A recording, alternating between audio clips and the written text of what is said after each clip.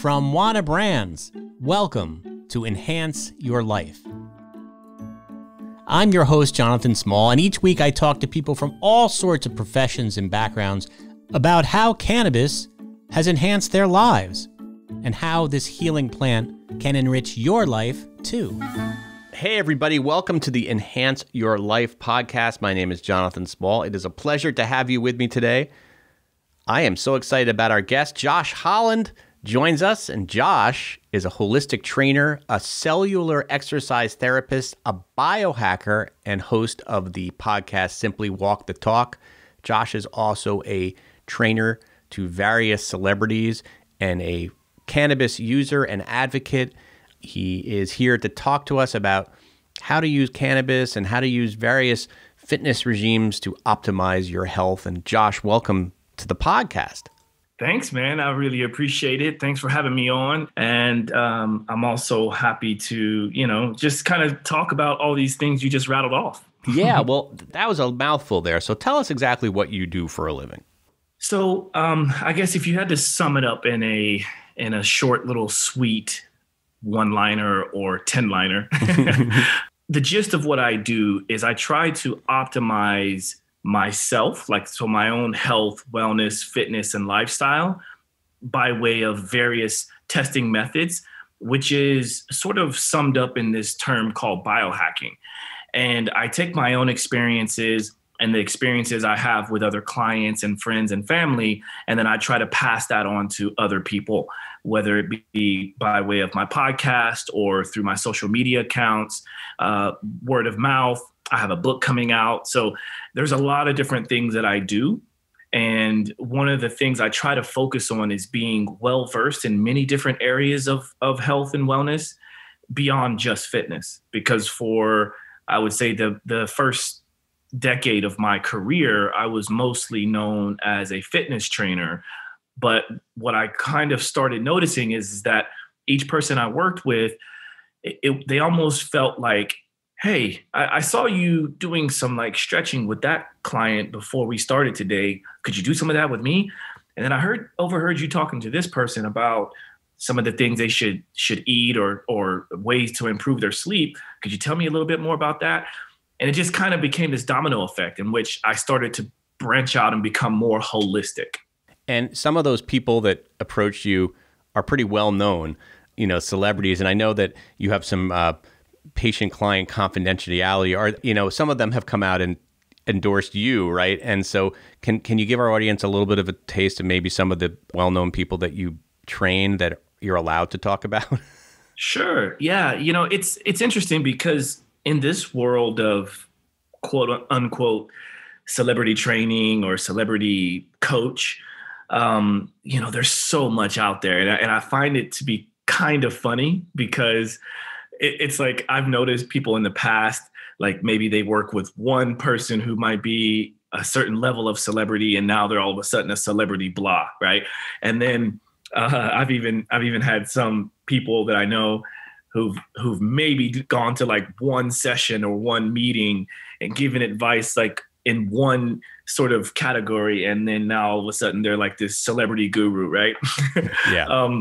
And the thing that I kind of find most interesting about this discussion around the celebrity, if you will, or the high wealth individual is, I think the only reason why I like to talk about it is maybe because it shows that I have the capacity to be able to deal with a certain type of clientele, a certain type of person. Because at the end of the day, I want to be able to help as many people as possible with what I do, not just this subset of one percenters. But some of the most prominent people I've worked with has allowed me to be able to work with a bigger, it casts a much wider net than I would be able to do on my own. So I do appreciate that. And some of the biggest influences in that field would be people like Madonna. I've heard of her. Yeah. I'm familiar with her work. She's probably the client that, her level of fame is probably one of the highest right now. And I've worked with her the longest. And it was interesting because working with her in the beginning was very much just fitness based. And it wasn't even anything that I even created, if you will. I had to learn how to become a dance fitness trainer, even though I never really had a dance background, but I always knew I could kind of dance a little bit. So I got kind of brought in to assist what was being done with her at the time. And then I kind of went on from there and started to develop a little bit of my own style, if you will, a bit of my own method. And I don't like to use the term method because it just assumes that we have this patent on a type of movement, which I don't think you can patent movement, right? And I think at the end of the day, we're all borrowing from different places and different things and different cultures and different backgrounds. So I just would say that I started to learn my lane. I started to learn how I could best help her and then the various people that I met through her. So if you can imagine, Madonna is so known that basically any of the friends or colleagues or people who work for her, you can imagine just how easy it is to kind of network within those circles. And then from there, I think probably the next person that I've worked with the longest is Oscar Isaac. Mm-hmm. Oscar has become like a brother to me. In fact, I met him because of Madonna. He was the lead or one of the leads in her movie W.E. And I just knew right away. I mean, we're pretty close in age. And I got sent to Mexico to train him because he was shooting another movie before he starred in her movie. And it was really cool because it was the first time I kind of got sent out of the camp, so to speak, for a positive reason. It wasn't like, go home, Josh, you're done. But I got sent to go work with him. And that's when I noticed that, like, oh, this job or this type of work that I'm doing can far extend just this one iconic person, which obviously is enough to make a career out of. But when you can start to branch out, it's like, oh, wow. And then from there, I started to meet all of these other amazing actors and actresses and models. And I think the other one that comes to mind that I've worked with for a long time that's also of prominence is Roger Waters of Pink Floyd. Oh, wow. And what happens here is if you kind of just take those three names, there's a few other like high level, big name models as well. But you take Madonna, Oscar, Roger, and I'll throw in the name Gigi Hadid. I used to train Gigi before she really got to where she's at right now, which is really, really cool because I met her when she was very young. I think it was right before she did her first Sports Illustrated job and before she did Victoria's Secret, a few other names, Alana Arrington, Barbara Palvin. I mean, there's so many big names, but if you take the Madonnas, the Oscars, the Rogers, the models, you start to see that now I'm far extending just celebrities, right? Or just female celebrities, or just male celebrities, or just young female or male celebrities, right? It was extending from pop to rock to acting to modeling. And it was just all of these things combined. And that was just one side of my work. I myself was playing basketball. I played basketball at a high level. Now, you played in college, right? I played in college and then I played professionally overseas for a couple of years. And I had a small stint in which I got submitted to the D-League draft, which is now the G League draft or the G League here in the States. So I had a bit of a stint. And I just quickly realized that, to be honest with you, it was fun while it lasted. And I was a late bloomer and I got excited about how I was developing late in my career, if you will. But I knew that it wasn't ultimately for me. It was just kind of a thing I could hang my hat on and say, I played professionally and then, whatever. But that's what sort of encouraged me to say, well, Josh, you've got so many experiences being in the Middle East, because that's where I played basketball, and then being in Mexico, and that's where I learned and picked up Spanish. And I also, in these different markets, I started to see that in this background, this culture, they're doing a way different type of nutrition protocol, training protocol, how many times a day we're working out. I mean, they were like in Mexico, we were being driven to complete exhaustion. There was a streak in which I was cramping every single day because it was so hot and humid in our gym. And we were running the risk of hurting ourselves because all of us were sweating so much. We had to bring 3 changes of clothes to practice. We would be slipping and sliding all over the basketball court, yet, we're there to get a job done, right? And the physical trainer, the therapist on the team, spoke zero English. So you take the mind of this young kid who just kind of wants to play some ball for a little bit, make a little bit of money and bring this experience back. I now speak a little bit of Spanish, and I now understand like how problematic it would be to take somebody to exhaustion without implementing some type of recovery protocol. Right. So everything you do in your life, you incorporate into your learnings of how you teach fitness. Yeah. I'm curious about cannabis and all of this, and not specifically to those celebrities you talked about, but in your own experience, when did cannabis come into your experience? I don't think maybe some people associate cannabis and fitness like in the same, because of a stereotype of like stoners being kind of like lazy and on the couch and stuff like that. But in your life, as somebody who's extremely fit and trains others, cannabis, it plays a role, right? Absolutely, it does. And I like to use the phrase elevated. And the reason why I like to use the term elevated is because cannabis to me has elevated my life. It has helped to optimize my life. My quality of life is much better, not just because of pain, not just because of relaxing, not just because of sleep.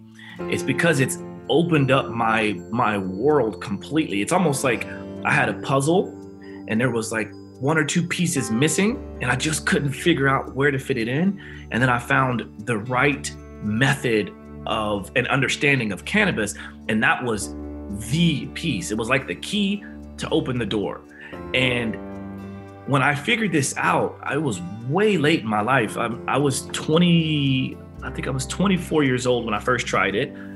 And this is someone, we're talking about me back when I was 21. I hadn't drank a drop of alcohol and until I was 21. And this was something that I noticed that, I was almost kind of like, I was scared to do it because I was always told, don't drink, don't smoke. This is all for like lazy people. It's going to make you worthless. It's going to make you, unable to excel in life. And of course I want to excel, right? Like who doesn't want to?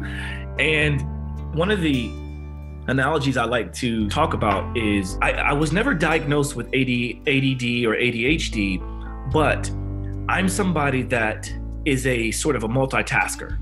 And I feel like there's some people who think they're great multitaskers, which there's a lot of controversy around being able to multitask and is it effective or not.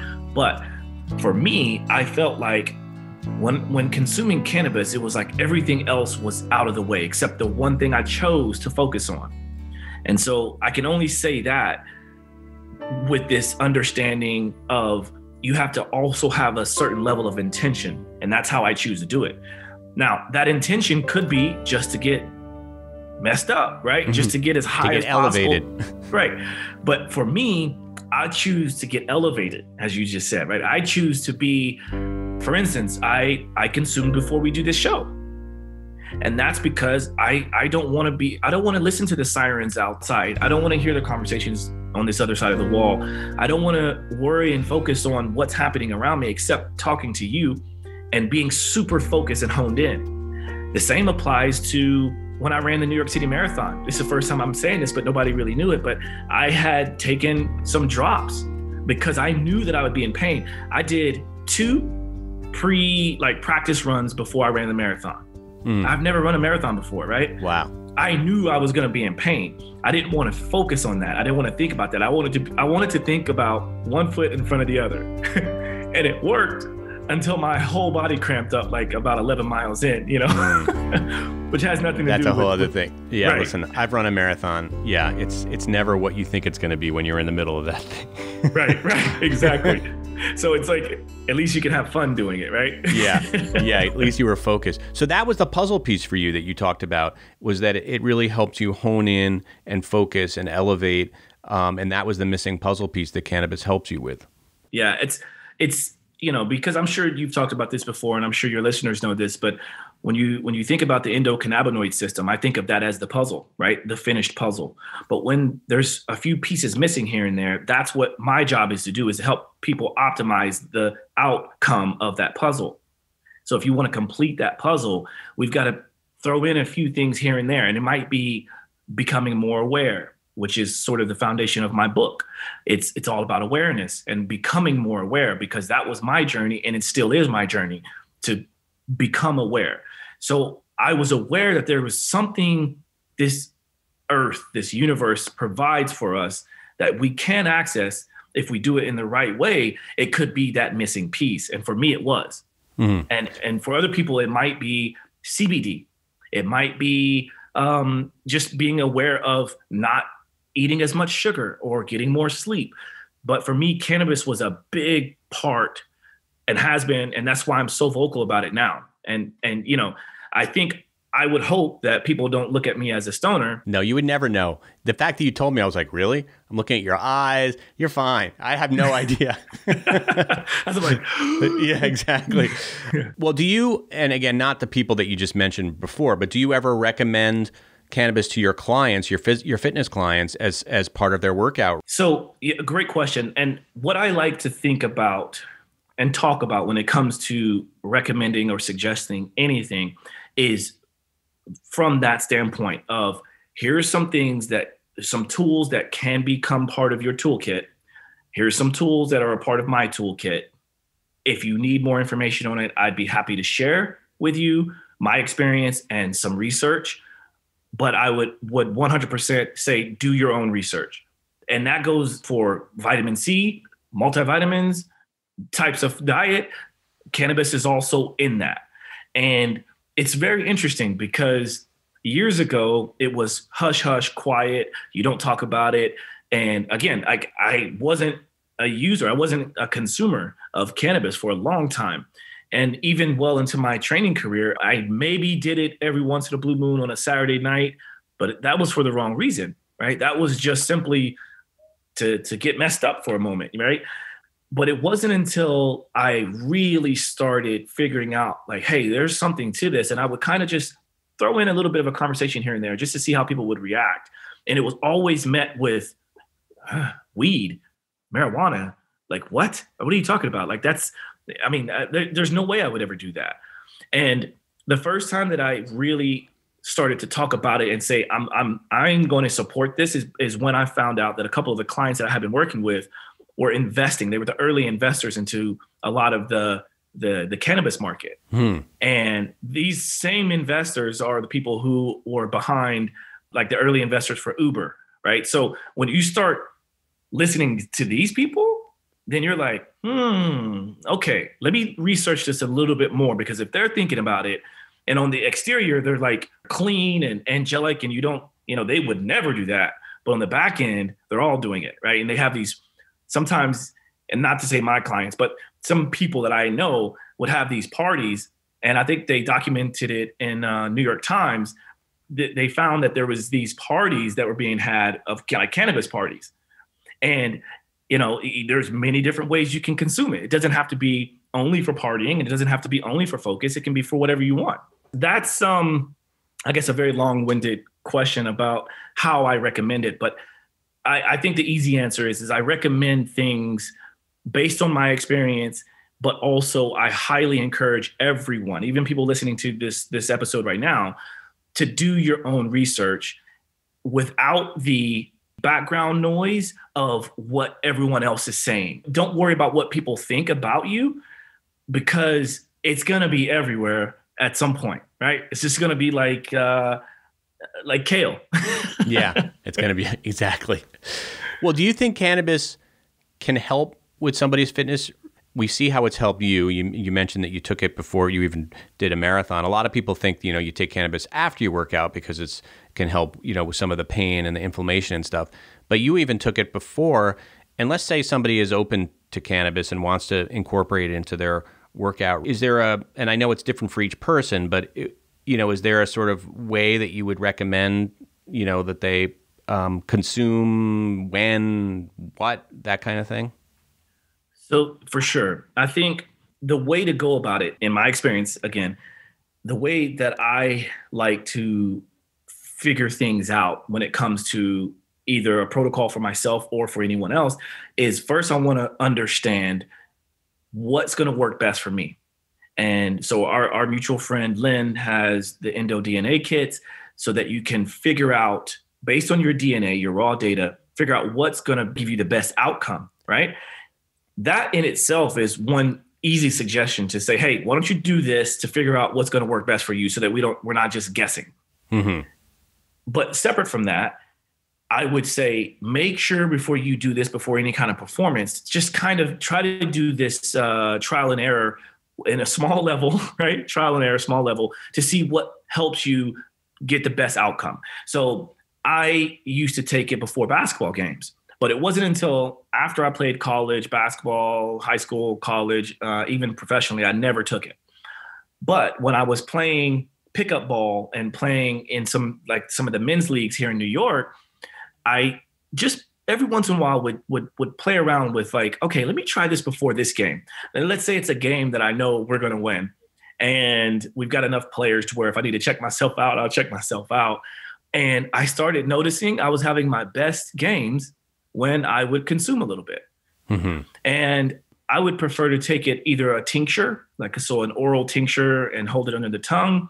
And I would always sort of make it like a pure 1-to-1 ratio. That's what works best for me. So a THC to CBD 1-to-1 ratio.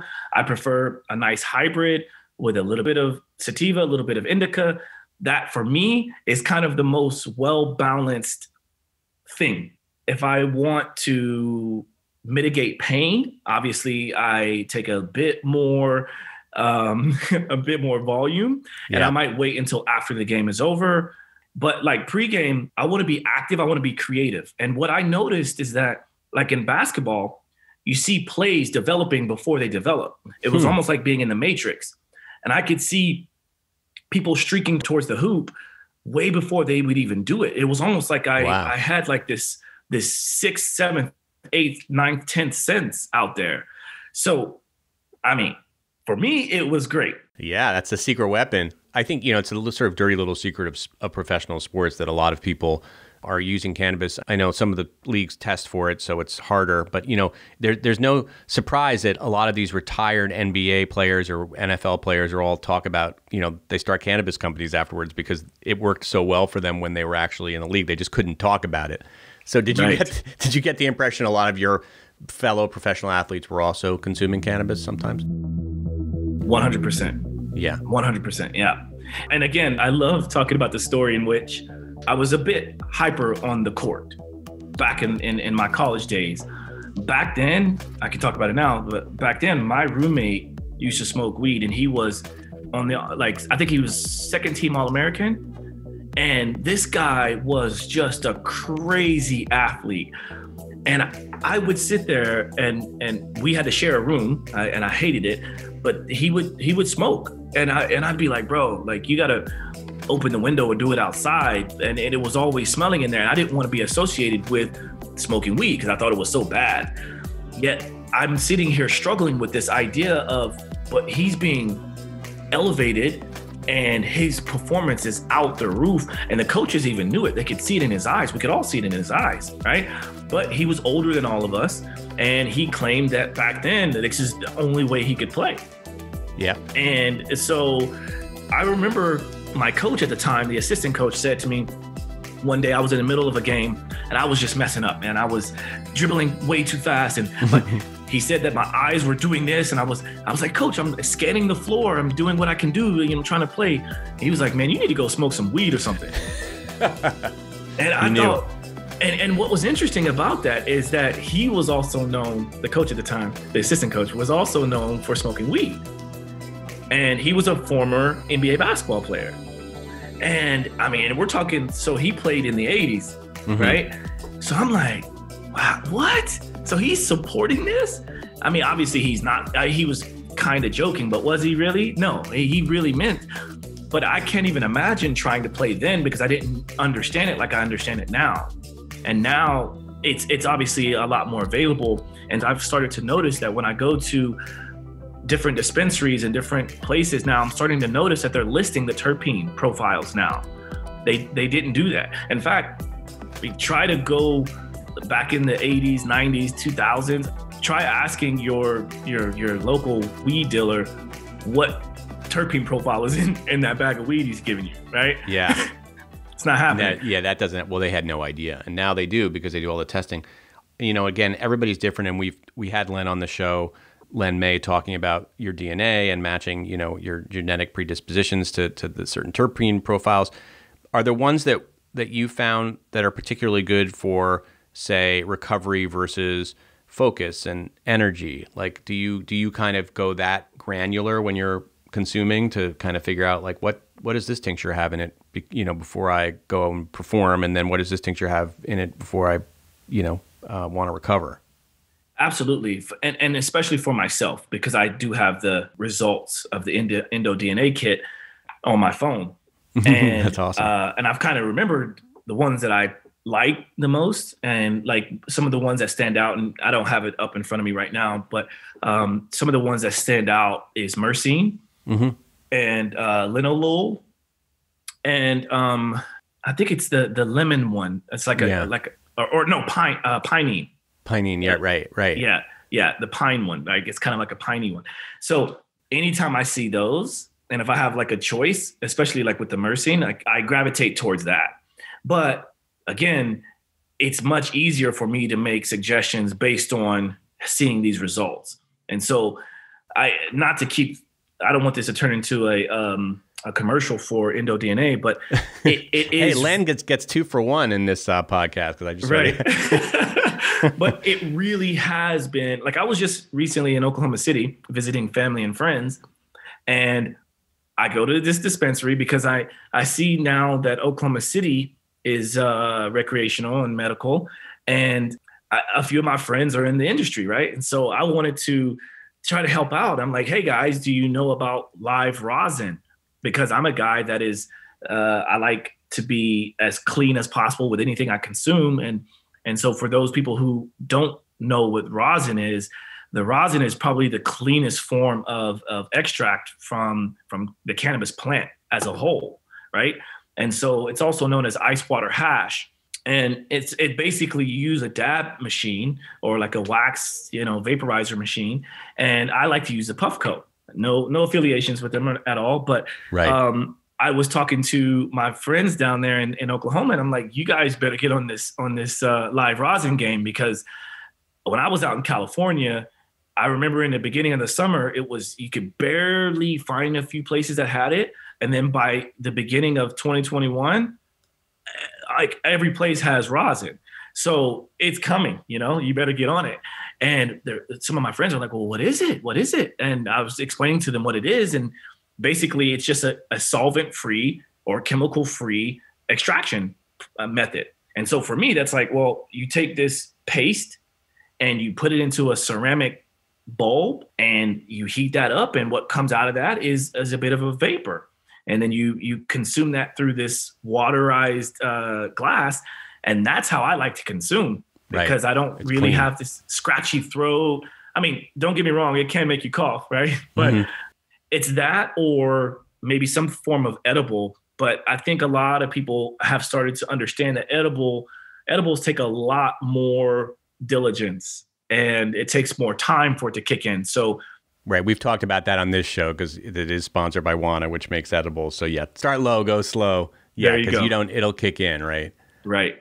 Have you found that cannabis helps with your endurance? Because there have been studies that THC can help some athletes use it because it helps them go longer. Have you found that with your experience? I would say yes and no. The no part, I think, is only because the couple of times that I think that maybe it wasn't as beneficial of an effect is because I had cotton mouth so much that I stopped. And I don't know if that was, I felt like I could have kept going, but I needed to stop. In fact, that's what happened to me in the marathon. Yeah. So on one hand, I could have just kept going, but my body couldn't handle it. Like I was dehydrated. So I know more now than I did then about proper hydration. So I feel like if I were to do it again, I would nail it, Yeah. And I would have the exact, I just had this extract that I got from Toronto and it was like cannabis, and it was for pain and inflammation, right? I don't know what's in it. So I take a few drops and I'm on my way. Yeah, now you're a lot more educated on all that stuff. The yes part to that, though, is when I can focus on my breathing, which again, going back to what I said earlier, cannabis, for the most part, allows me to focus and hyper-focus. So the part that makes me believe that it does help my endurance is because I'm able to focus on my breathing, focus on longer exhales, breathing in the nose, even for me, out the nose. So in the nose, out the nose. Back then, I was in the mouth, out the mouth because I was mouth breathing because I didn't know any better. So again, maybe I'll do it again one day. Who knows? Maybe I'll try the marathon again, even though I vowed not to. But I think when being able to focus, I think for me, yes, I can go much longer. Yeah, it's interesting. So what else about cannabis and fitness have I not touched on here? Is there anything that you could have last words of wisdom for our listeners? Well, you did touch on the inflammation and the sort of the pain, alleviation of pain. I think that's probably the biggest, most obvious. And then obviously that brings up the notion of the different methods of consuming, right? So there's the topicals, also the synergistic effect with some of the different the other molecules. For instance, when it comes to post-exercise or recovery aspects of cannabis, I like to combine magnesium with cannabis, like a topical and an oral. Oh, interesting. So this is what like a lot of people are like, well, yeah, I put on the topical and it didn't work. Well, what topical did you put on? What was in it, right? How much did you put on? Where did you put it? When did you put it? What had you eaten before that? What did you eat after that, right? So there's so many variables, yeah. So many variables, right? So let's now, you can start to get a little bit of turmeric, maybe get some liposomal turmeric, highly bioavailable form of turmeric. You can add some sort of magnesium, like another magnesium I like is the magnesium breakthrough by Biooptimizers, right? So it has 7 different forms of magnesium. So surely one of those forms is going to be really good for you. So you got the magnesium breakthrough, a little bit of turmeric, and then some sort of topical cannabis, and then an oral cannabis. And that, for me, will pretty much quell any kind of pain or inflammation. Oh, that's amazing. What a great formula to know about. All right, Josh, you are just a wealth of wisdom on like writing all this stuff down. Get a little free fitness class from a celebrity fitness trainer. Thank you so much, Josh. If people want to find out more about you, what would be the best way to link up with you? Yeah, right now I'm doing a lot of my best work on social media at Instagram. So my handle is at Joshua J. Holland. That's JoshujHolland.